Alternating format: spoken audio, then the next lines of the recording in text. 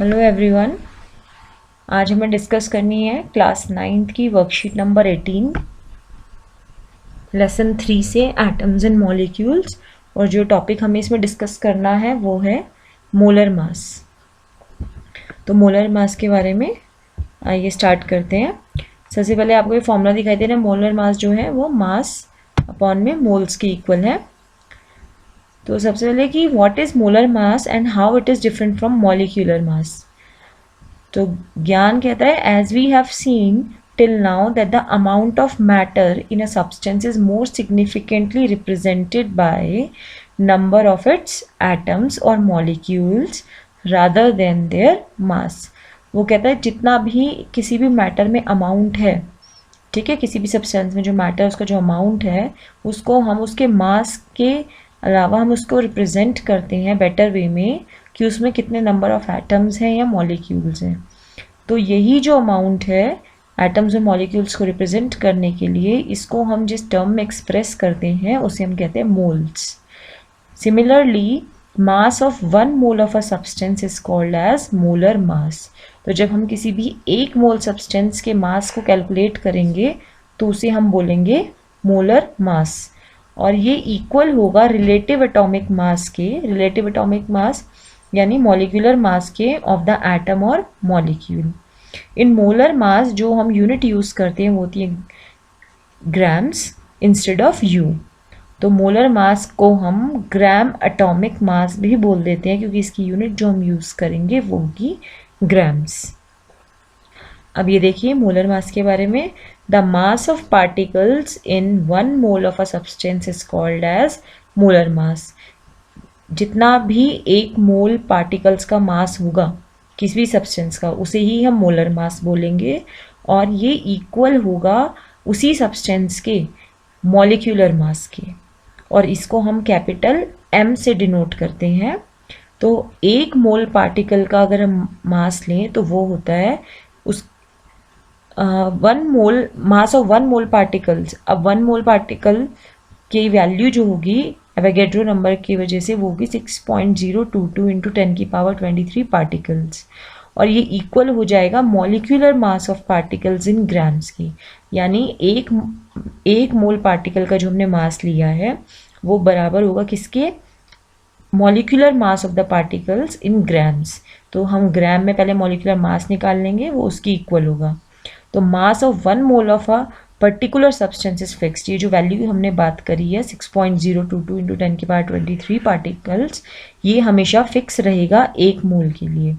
तो अगर हम रिलेशन बताएं between number of moles and molar mass में, नंबर ऑफ मोल्स हो गया स्मॉल n और मोलर मास हो गया कैपिटल N, इनके बीच में अगर हम रिलेशन बताएं तो क्या बनेगा कि नंबर ऑफ मोल्स जो है जिसको हम स्मॉल n से डिनोट कर रहे हैं वो इक्वल होगा गिवन मास। गिवन मास यानी कि स्मॉल m जो भी दिया रहेगा कि कितने ग्राम हमें दिया गया है मास, उसको हम डिवाइड कर देंगे मोलर मास से। और मोलर मास क्या है, कैपिटल M। तो इसको एक एग्जाम्पल के थ्रू हम समझते हैं। देखिए साइड पे, मोलर मास ऑफ वाटर हमें कैलकुलेट करना है। तो इसमें मॉलिक्यूलर मास ऑफ वाटर की अगर हम बात करें, वाटर का फॉर्मूला है H2O, ठीक है। तो इसमें 2 इंटू हाइड्रोजन के कितने मॉलिक्यूल्स थे 2, तो 2 को इंटू कर दिया एटॉमिक मास ऑफ हाइड्रोजन से, प्लस ऑक्सीजन में कितने हैं 1, तो 1 into atomic mass of oxygen. अब 2 into atomic mass of hydrogen कितना होता है 1 होता है, तो 2 इंटू 1 हो गया, प्लस का साइन सेम रहा, 1 सेम रहा। एटॉमिक मास ऑफ ऑक्सीजन कितना होता है 16, तो 1 इंटू 16। इसको हमने कैलकुलेट किया 2 1 से 2 प्लस 16 1 से 16, 16 प्लस 2 18 यूनिट्स।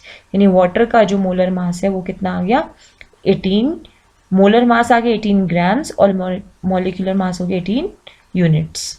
तो molar mass of water and number of moles in 36 gram of water अगर आपको कैलकुलेट करने हैं तो नेक्स्ट क्वेश्चन में यही है कि मोलर मास यानी कैपिटल M ऑफ वाटर कितना हो गया 18 ग्राम्स, अभी हमने कैलकुलेट किया, और गिवन मास कितना था उसका 36 ग्राम्स। तो आपको नंबर ऑफ मोल्स अगर कैलकुलेट करने हैं तो आप कैसे करोगे कि स्मॉल m को आप डिवाइड कर दोगे कैपिटल M से। स्मॉल m की वैल्यू क्या थी आपकी 36 ग्राम्स जो कि गिवन मास था, और मोलर मास आपका क्या निकला 18 ग्राम्स। तो 36 डिवाइडेड बाई 18 कितना हो गया 2 मोल्स। ऐसी नंबर ऑफ पार्टिकल्स की अगर हम बात करें मॉलिक्यूल्स की इन 88 grams of carbon dioxide CO2 के बारे में, तो मोलर मास निकाल लोगे पहले आप CO2 का, तो यानी इस कार्बन का 1 मॉलिक्यूल, तो 1 × 12 कार्बन का मास हो गया 12, प्लस ऑक्सीजन के 2 हैं तो 2 × 16, यानी टोटल हो गया आपको 44 ग्राम्स। और गिवन मास कितना दिया हुआ है आपको 88 ग्राम्स। तो नंबर ऑफ मोल्स निकल जाएंगे 88 डिवाइडेड बाय 44 करके 2 मोल्स। अब अगर इसमें पार्टिकल्स भी आपसे पूछ ले कि नंबर ऑफ पार्टिकल्स कितने हैं, तो नंबर ऑफ पार्टिकल्स आपको पता है कि एक मोल में कितने पार्टिकल्स होते हैं 6.022 × 10⁻23, और आपको 2 मोल्स आया आंसर, तो 2 × 6.022 × 10⁻23 कर दोगे तो ये बन जाएगा 12.044 × 10⁻23। ये नंबर ऑफ पार्टिकल्स आ गए। तो ये बहुत इंपॉर्टेंट टॉपिक है। इस कॉन्सेप्ट में से 2 या 3 क्वेश्चंस इसी तरीके से बनते हैं। या तो आपको मॉलिक्यूलर मास निकालना होगा, या आपको molar mass, number of moles, या फिर नंबर ऑफ पार्टिकल्स कैलकुलेट करने होंगे। तो आप एक फॉर्मूला आप जब याद रखेंगे एवोगैड्रो नंबर यानी नंबर ऑफ पार्टिकल्स की वैल्यू को याद रखोगे तो ये इजीली आपसे सॉल्व हो जाएगा। अब इसके कुछ क्वेश्चंस दिए हुए हैं।